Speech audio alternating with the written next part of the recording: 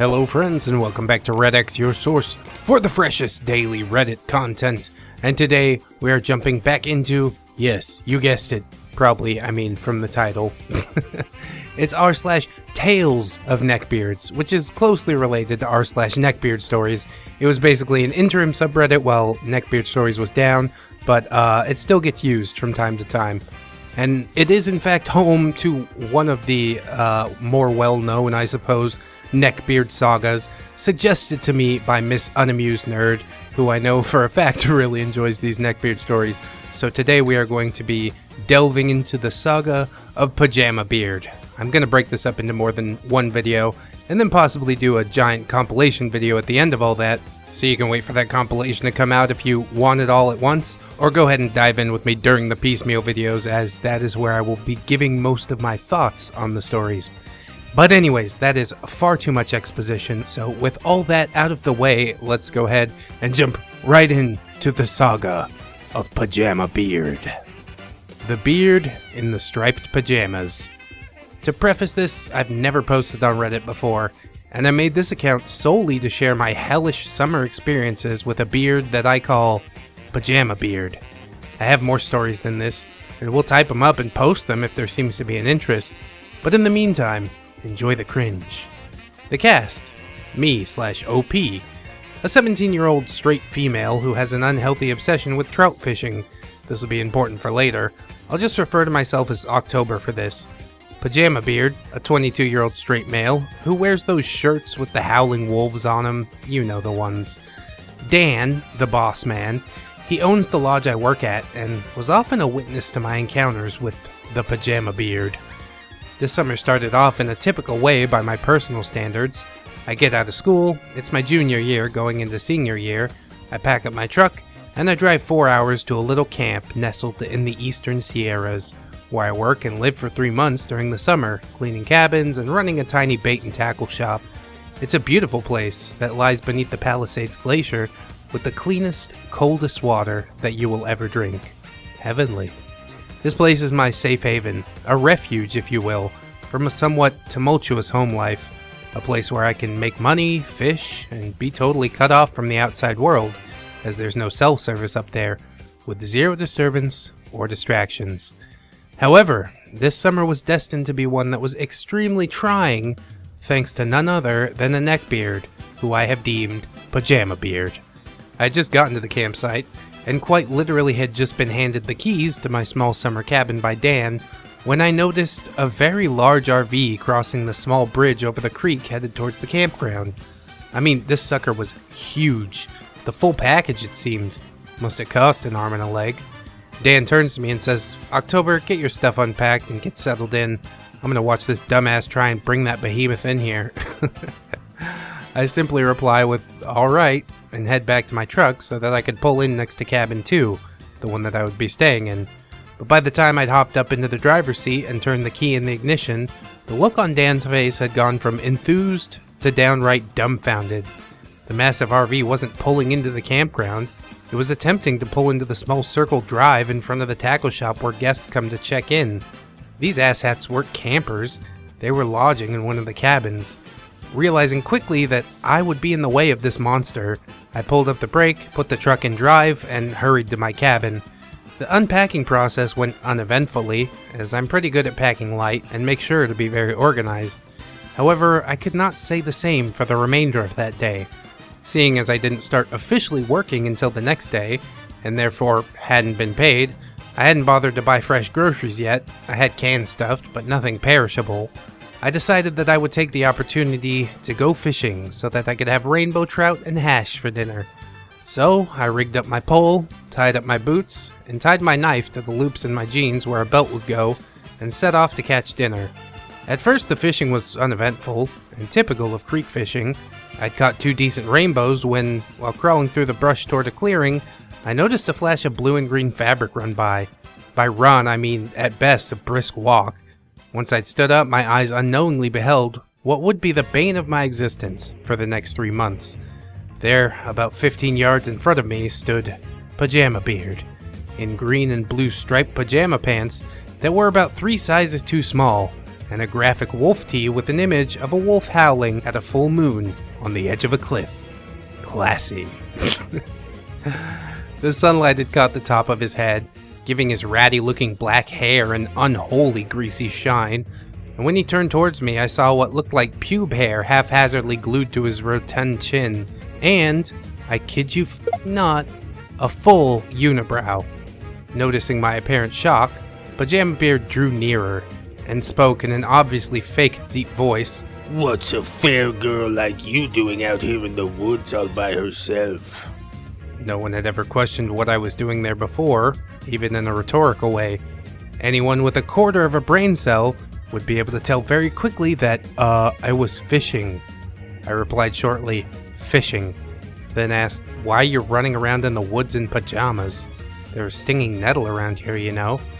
He retorted with, "A man like me has nothing to fear from the woods, especially with my abilities."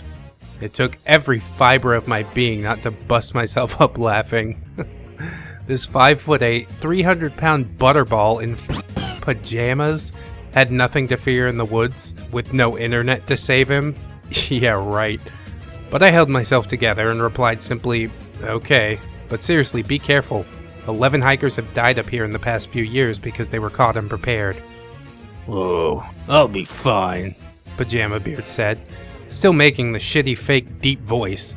"After all, they were all probably just human." Oh god. I stopped walking for a moment, floored by what this guy had just uttered. Stopping was a huge mistake. I could smell him before he reached me. Major BO. Even over the smell of salmon eggs and trout, I could smell him, and the pungency was ungodly. He spoke again, keeping up with my now hurried pace to escape his foul-smelling range. "For any normal man, harsh snow or surviving in the woods would be a problem." I could hear him sort of huffing as he walked, and faking a deep voice will do that to the obese. "But I'm not just any man, so it's not a problem for me. Like I said, I have abilities." Is one of those abilities an inability to breathe through your nose? Mouth breather. I asked, trying not to laugh at my own joke. I do that too much for my own good. He seemed stunned by my crack, almost as if he couldn't believe the fair lady had dared to question him. "I'll have you know," he said, awkwardly grabbing my shoulder with his meaty hand and physically spinning me around. "I am a lycan. You'll regret saying that, I swear. You better hope I'm not hungry tonight." I wish this wasn't what he said, but it was. Verbatim. Dude's probably always hungry. I could say nothing. I just stared in sort of disbelief, then removed his clammy hand from my innocent shoulder and hurried back to my cabin.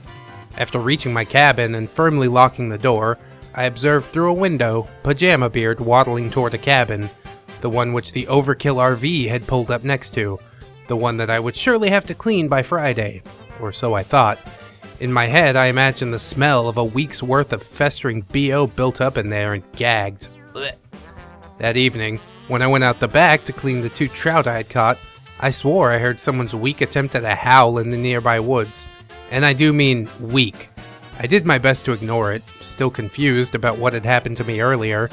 After cleaning the trout, I lugged the water bucket, now full of trout innards and blood, toward the wood's edge, away from the cabin so that the wasps wouldn't disturb the guests. As I dumped out the bucket at the base of a large pine, I saw out of the corner of my eye none other than Pajamabeard, eyeing me from behind a large pine, except it wasn't quite large enough, as his belly was clearly visible from my angle, even after he ducked behind it. Deciding in that moment that I wanted revenge for the cringe interaction and weird threat earlier, I grabbed my knife and removed it from its holster, then proceeded to smear it with the bloody trout guts that I had poured out at the base of the tree. This isn't a small knife, mind you. Then, as quietly as I could, I stalked over to the large pine where Pajamabeard was hiding, creeping towards the tree till I could hear his heavy mouth breathing. Then I said aloud, "What the hell do you think you're doing running around in the woods in the dark?"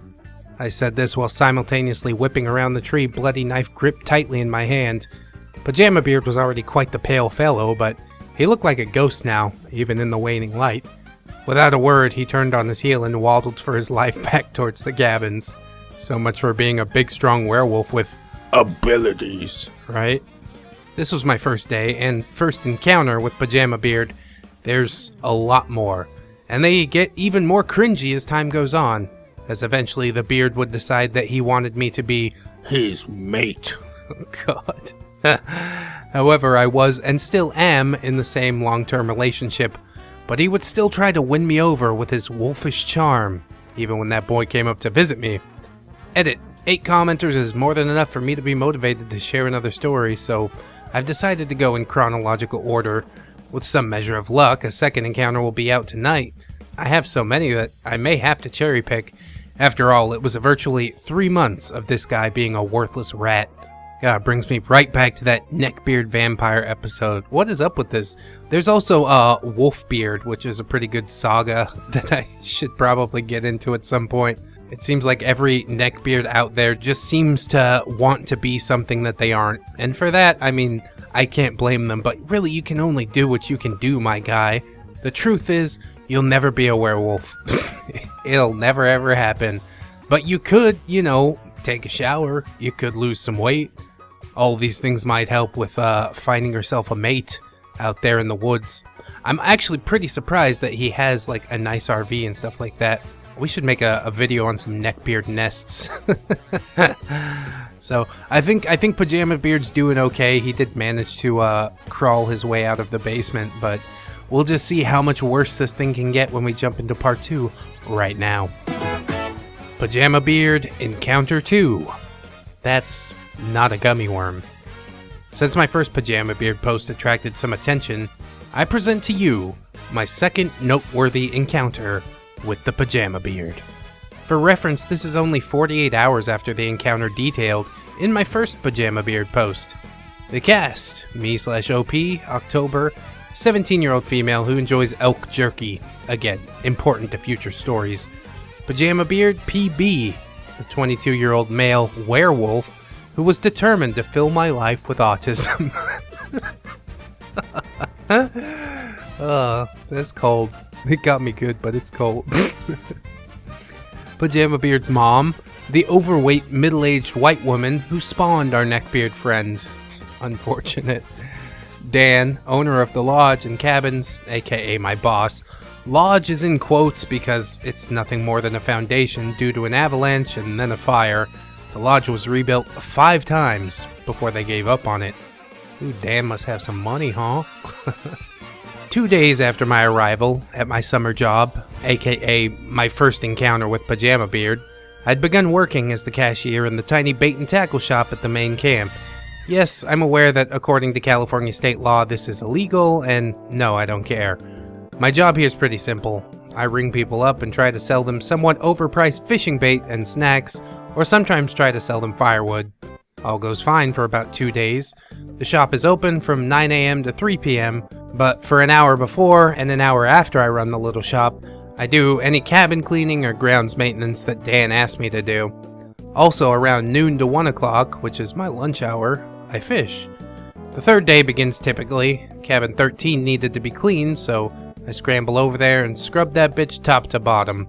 As guests arrive at 11 a.m., and I do the cleanup/prep. Due to the strange arrangement of the cabins, 13 is only a small privacy line of trees away from cabin 17, the cabin in which Pajamabeard and his parents are residing. Oh, he does live with his parents. That makes sense. Well, I haven't seen Pajamabeard since I spooked him 2 days earlier, so I think nothing of it and continue doing my job. Unfortunately, as I'm rushing to leave 13, I was running about 10 minutes behind because the stove was really nasty. I glanced over at 17. Shouldn't have done that. I noticed that one of 17's shades is pulled back. 17 has 2 nice big front windows, and I can just make out the pudgy figure staring at me. Knowing full well who it was, I look away and increase my already fast pace to the tackle shop's rear mudroom/the closet in which we keep all the cleaning supplies. The morning before my lunch break goes by uneventfully. I end up dusting most of the shop because stuff is so rarely purchased there that it gathers dust, and no one wants to buy dusty chips, sealed or not. I sell a bundle of firewood to someone who had come up from the campground though, so that was good. 12 o'clock rolls around, and I take my break. I decide to make myself some mac and cheese back at my own cabin. Kraft mac and cheese, yum. And note at this point, I still haven't driven into town to buy any fresh groceries. After eating, I fish the stream for a while. I head down through the campground, then back up, and I end up catching my limit in about 30-ish minutes. I found 2 really nice holes with a bunch of hungry trout in them.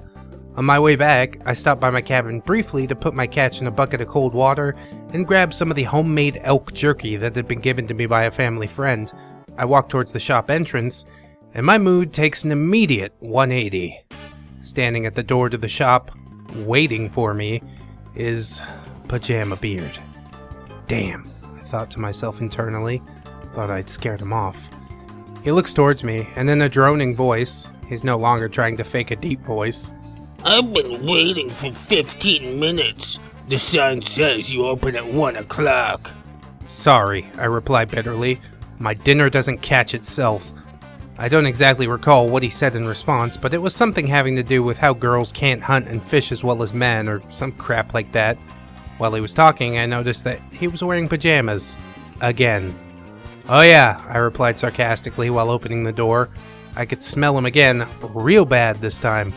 I'm sure someone with your abilities is more than capable of providing your own food. Pajamabeard picked up on my sarcasm, and while I turned the lights back on and took my place behind the counter, he droned on about how his abilities were not something to joke about, and how he had only spared me 2 nights prior because I was a fair young maiden who had simply made a foolish mistake. And since he was so wise and merciful, he decided not to provide himself a human meal, and had instead elected to consume a young doe. That's how he got so doughy. It's a dad joke. Never in my short sweet life thus far had I ever felt so much disgust and secondhand embarrassment at the same time. This guy both belittled and praised me in the course of a few sentences. Upon finishing his monologue, he came to the counter clutching a cherry Pepsi and 3 bags of Cool Ranch Doritos. I rang him up and he noticed the elk jerky sitting on the counter. I'd been snacking while he was babbling. How much? He asked in a stuffy voice. Not for sale, I replied, void of any emotion. I insist, he said, shoving a wad of bills in my direction that smelled like a sun-baked porta potty. I cannot sell you my elk jerky, as it's homemade and not a store item, I reply, now growing agitated. Elk jerky? He asked questioningly, then staring at me with a newfound interest. While he was doing this, I was counting his change, though I could still smell his money on my hands. Oof. You like elk? He asked. Yeah, I said, better than beef. I see, he said with that sort of creepy, fascinated voice. Well, if I can't have that, then I'll take a free gummy worm. He then proceeded to grab this gummy worm. Sir, I said, trying to warn him. No, he cut me off, trying to be smooth. Call me Pajamabeard. Pajamabeard, I replied as quickly as he would allow. That's not a gummy worm. Too late. This experienced and skilled hunter had just chewed and swallowed a fucking mouse tail. Not a literal mouse's tail, but a specific kind of trout bait. Here's a picture of it. That's trout bait. The fearsome predator then went from ghostly pale to a shade of green and proceeded to speed waddle his way out of the shop, taking his kill of Doritos and Pepsis with him. As soon as the door to the shop closed, I laughed the most hysterical laugh of possibly my entire life, and I couldn't stop until I started choking. The afternoon went calmly after that, until a shrieking voice filled my ear. Have you ever heard an angry stellar blue jay? Well, imagine that, except ear rape edition. That's what this woman sounded like. Dan then appeared in the shop doorway, and this lady was still screaming, "Your employee tried to kill my son! She fed him fish food!" I was dumbstruck by what I had just heard. Dan then looked me dead in the eye and said, "October, did you give this woman's son bait and say it was a gummy worm?" I paused, still in shock at what I was hearing. I then, through gritted teeth, explained how Pajamabeard had ingeniously grabbed the bait from the jar on the counter and helped himself to its soft rubbery insides. The woman scoffed at me and called me a Lying pig! then demanded that I apologize. Not wanting to be sent home only 3 days into my 3-month work trip, I reluctantly apologized, first to Pajamabeard's mom, then to Pajamabeard himself, who had extremely red and watery eyes. In my head, I thought, has this little been crying? But I said nothing of it out loud, and instead I just shot him one of the dirtiest looks that I could muster. Once they were satisfied with my apology, they left, causing the building to shake a little. Dan, of course, asked me again what happened. I did my best to explain the entire event, starting with me opening the shop again late, all the way to Pajamabeard eating the mouse tail. After all was said and done, Dan chuckled a little and let me off a few minutes early for the trouble, as he put it. In hindsight, I shouldn't have apologized. I should have let Dan fire me and send me home right then and there, because after this event, Pajamabeard would go from gross and annoying to a persistent borderline sexual harasser who would make it his goal by the end of summer's end to have me as His mate. all because he would take my love of elk, but all meats in general really, way out of context. But that's for next time. Stay tuned for more tales of our sick, pajama-wearing, bait-eating wolfman. Oh. This is a wild ride to be sure, man. I definitely like the way that OP writes. It's a little bit hard to read, some grammatical issues and things like that. I don't know if it's from autocorrect, but woo, the punctuation needs help. I got a lot of editing to do. But it's so worth struggling through. I cannot wait to find out what becomes of Pajamabeard. I mean, I know what probably becomes of Pajamabeard. Nothing at all. He grows up and he continues to live in his parents' basement and eat a diet of cherry Pepsi and fishing bait, I suppose. Oh man, it's gotta be so hard to be a woman, you know? It just creeps coming up to you all the time. It's like, oh, we have a connection because you eat meat. It's like, yeah, dude, 90% of the human population eats meat, okay? It doesn't mean anything at all. Like, what is going on in your head?